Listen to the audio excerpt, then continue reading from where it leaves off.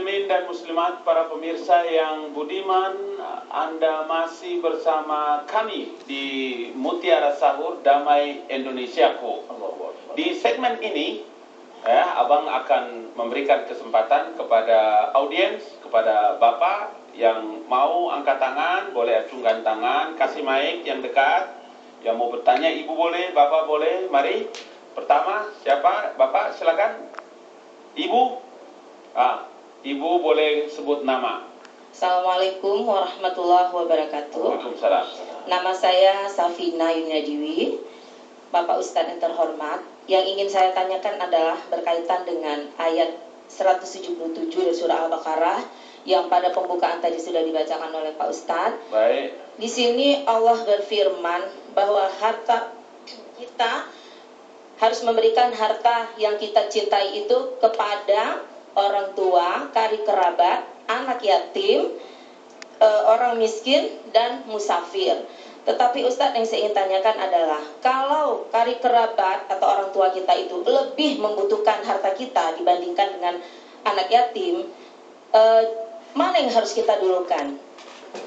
Sementara kalau Rasul mengatakan, kalau kita mencintai anak yatim seperti jari telengah dan tunjuk dekatnya ke surga. Jadi kalau kita lebih mementingkan orang tua dan kerabat, berarti kita nggak dekat surga.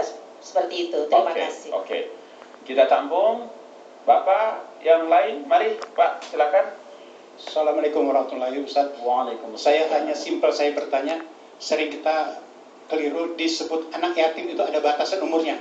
Apakah seperti Ustadz tadi baru saja meninggal orang tuanya, apa juga bisa disebut anak yatim, atau yang kecilnya sampai berapa yang harus kita santun? Terima kasih. Terima kasih umur. Terima kasih.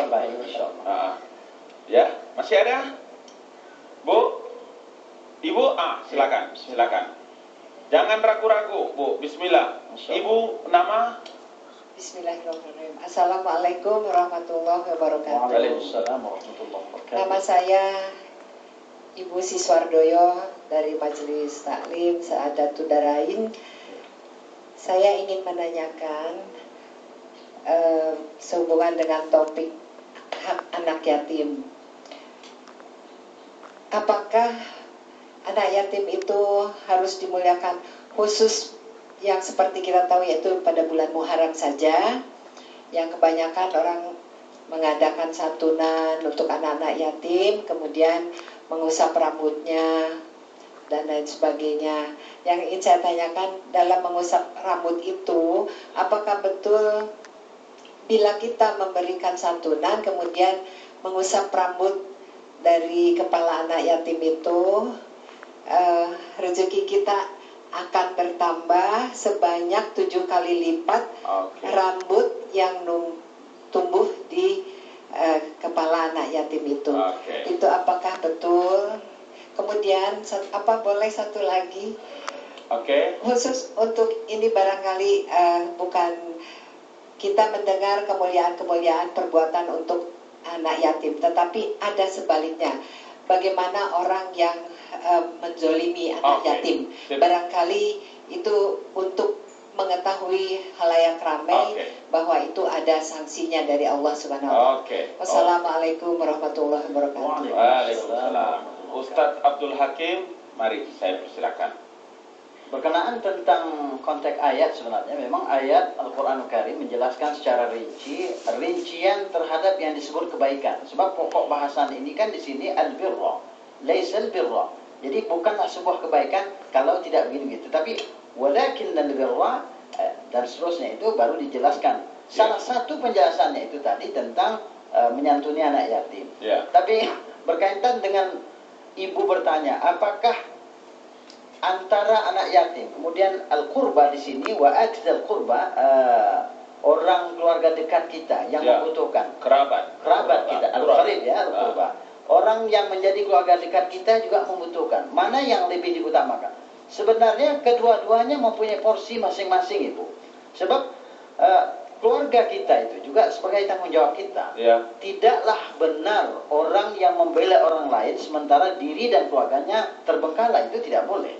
Bahkan Nabi sendiri pernah memberi nasihat kepada sahabat yang ingin memberikan hartanya. Kata Nabi, jangan kau habiskan semuanya untuk infak, Iya. tetapi harus disimpan. Kenapa? Supaya dia tidak menjadi beban bagi kehidupan orang lain. Fala takunu kallan 'alan nas. Jangan sampai menjadi beban hidup kita bagi orang lain karena ketiadaan. Sehingga harta itu diwariskan semua, itu juga keliru.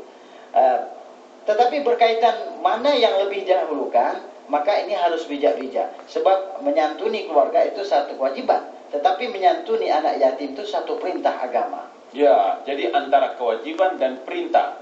Jadi kerabat, keluarga adalah menjadi wajib bagi kita dan anak yatim menjadi kewajiban, Ya. perintah agama. Baik. Ya, Ibu ya. Oke.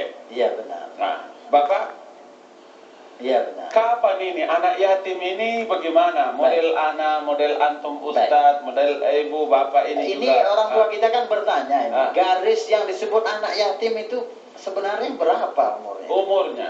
Kalau kita bicara falsafah nama, memang disebut anak ini kan artinya orang yang belum akil balik. Ya, sepakat?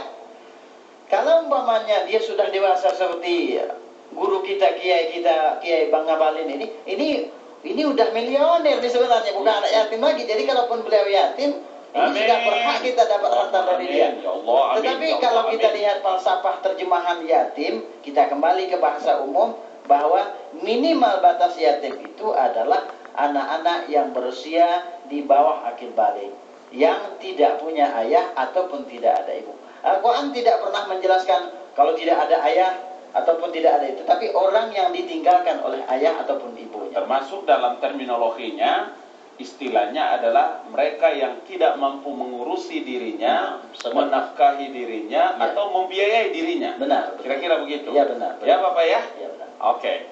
Satu lagi saya ingin kita tahu bahwa berkenaan dengan yatim ini ya Bu Pak, itu Quran dalam surah An-Nisa itu indah sekali. Ya. Di mana perintah nikah itu sebenarnya bermula dari masalah yatim itu. Apa kata Begini. Quranul Karim? Ah. Bismillahirrahmanirrahim. Fa in khiftum an la tuqsitu bil yatama.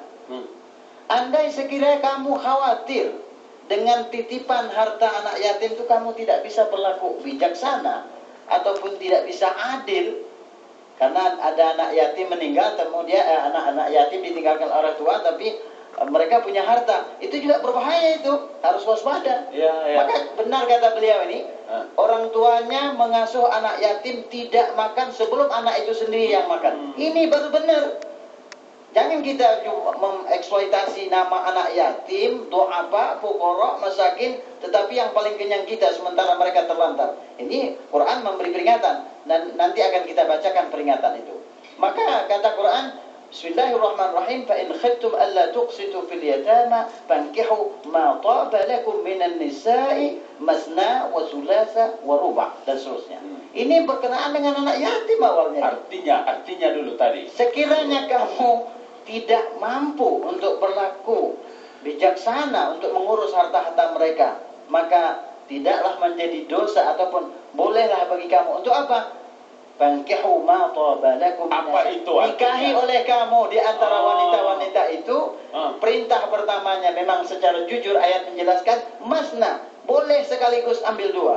Tidak cukup dua. Ambil itu artinya apa? Ambil itu Nikahi maksudnya. Oh, dinikahi. Ya. Harus perjelas ini Kiai. Nikahi langsung dua itu. Demi apa? Menyelamatkannya. Menyelamatkan dia juga menyelamatkan hartanya. Karena hartanya ada pada anak yatim. Iya. Kalau anak yatimnya laki-laki, Cari menantu untuknya. oh, kalau perempuan, Kita yang ambil. luar biasa ini agama ya. Masna wa sulasa wa rubah. Ini penting ini penjelasan ini. Masuk ini barang ini. Allahu Akbar. Jadi 2, 3 atau 4. Baru selanjutnya kata Quran, fa in khiftum alla ta'dilu fawahidatan Oke. aw ma malakat aymanukum dan seterusnya. Kalau sekiranya dengan 2, 3, 4 khawatir kamu tidak dapat seimbang dan adil, maka cukup 1 dan seterusnya. Iya. Tapi sebelum abang ini, Ya. saya ingin melanjutkan yang tadi yang abang tanya, hak-hak anak yatim, Ya. hak-hak harta. Dalam surah Al-Ma'arij yang tadi kita terputus bahwa wa fi amwalihim haqqum lis-sa'il wal mahrum. Dalam harta mereka itu ada hak yang sudah dimaklumi. Kita mau percaya atau tidak dengan Quran, dengan konsep Quran, yang jelas Quran bilang ada harta orang dalam harta kita. Siapa? As-sa'il wal mahrum.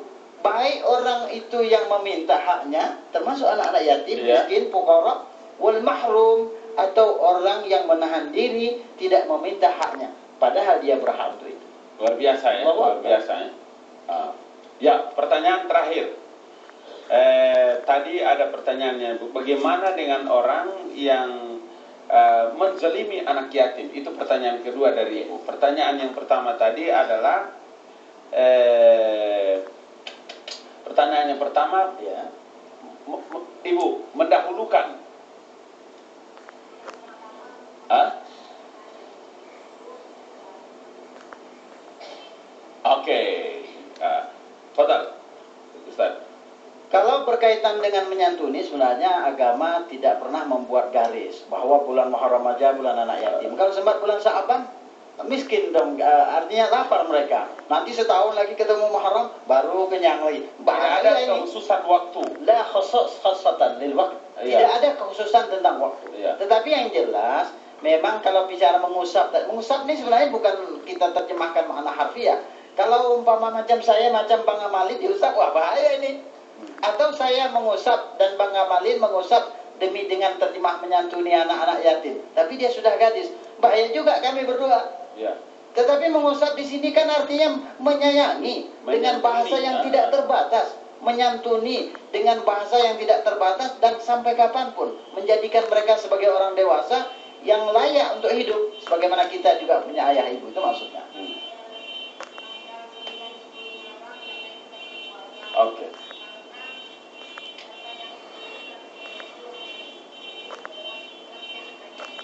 Oke. Benar.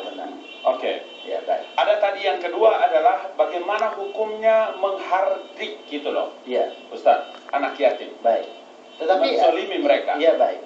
Ini berkaitan dengan pertanyaan ini, saya ingin mencuplik sedikit ayat Quran Karim dalam surah An-Nisa ayat 10 juz 4. Itu di sana dijelaskan innal ladzina ya'kuluna amwalal yatama zulman. Adapun orang-orang yang memakan harta-harta anak yatim secara tidak patut.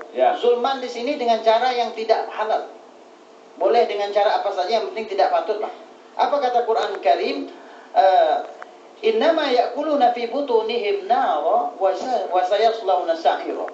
Adapun sungguhnya mereka ini sebenarnya telah memakan untuk dirinya itu api neraka, dan selanjutnya kami akan tempatkan mereka ke dalam jahanam itu.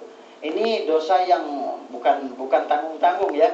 Jadi ini seperti makan bara api. Oleh sebab itu kita hubungkan dengan menghardik. Menghardik ini kan bahasa yang sangat kasar. Maka benar kata orang-orang tua dulu, kalau umpamanya tidak mampu menjaga anak yatim, bagus kita cari orang yang patut, orang yang penyayang. Karena sesungguhnya anak-anak yatim ini memang dia ujian juga sebenarnya. Ujian. Saya sendiri pernah jadi yatim sejak umur 3 tahun. Itu di kampung itu terkenal bandelnya itu. Ini anak jadi apa besar nih kata orang. Sebab sudahlah tidak punya ayah, kelakuannya macam setan kata orang Melayu. Kelakuannya itu. Tetapi oleh karena orang mendoakan kita baik, ya Allah mudah-mudahan dia jadi orang. Benar, alhamdulillah kayak beliau jadi Syekhul Kabir, saya pun jadi orang juga sedikit. Alhamdulillah. Alhamdulillah.